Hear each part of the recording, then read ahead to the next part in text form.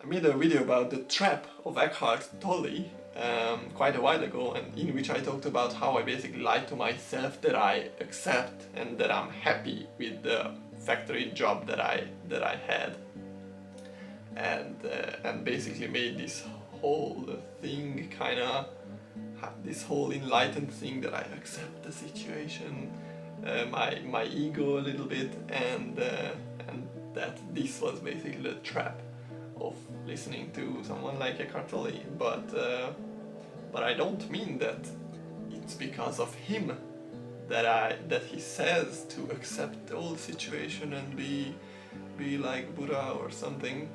What I mean is that we are imperfect, we are not enlightened, we are normal people, and even though he explicitly addresses this lying to yourself and stuff, what I talked about, he says, do not do this.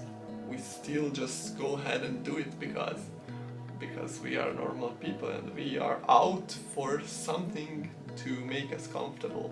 We search for something to make us happy. We search for meaning in life, and yeah, that's what he gives on one hand. But I guess maybe I don't know.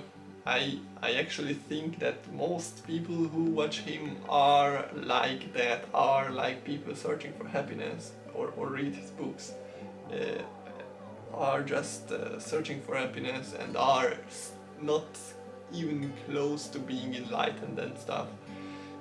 Most of them are just attaching to this ego thing that they are more awake than others, I guess. But maybe it's natural that we go in this topic of enlightenment and watching your thoughts and being in the present, and we as normal people just attach to it and attach it to our ego, and yeah, now I'm enlightened, and go through this process, and then later maybe just let it go, and then you still have the ability to realize that you have your thoughts without you actually being awake and enlightened and in the present and all that.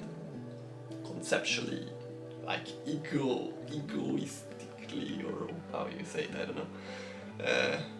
And so that's the bless of Eckhart Tolle, which stayed with me.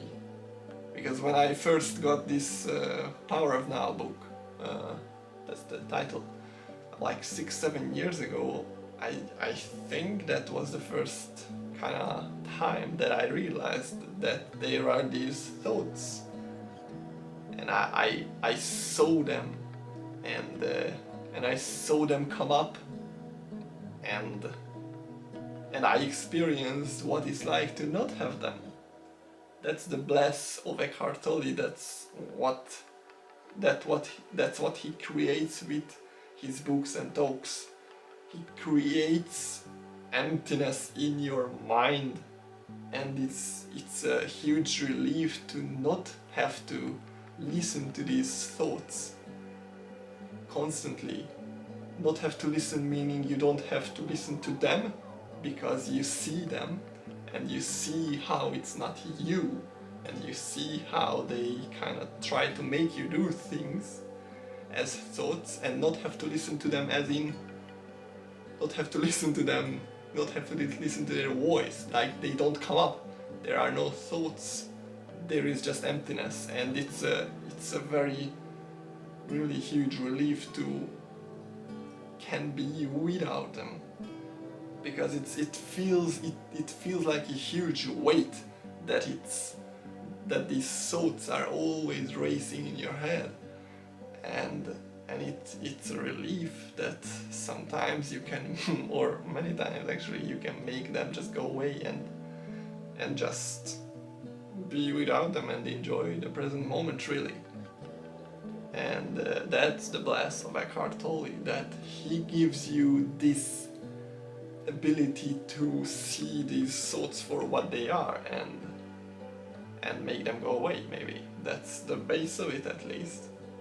And all he does is just explain this in many ways, but yeah, interesting thing he said, I guess, in some of his talks, or maybe in a book, I don't know anymore, that the more important thing is not what he says, but what he doesn't say, meaning more important is the space between what he says, because in the space there is this nothingness, this space, this present moment where there are no thoughts or concepts, and that's interesting. There was a space. Did you see it? but yeah, so I definitely think that there is kind of more positive to Eckhart Tolle than negative, and I would think maybe there is no negative at all. Maybe it's really natural that we go through this maybe negativeness, which comes not from him but from us, that we are what we are, normal people, and normal people do this.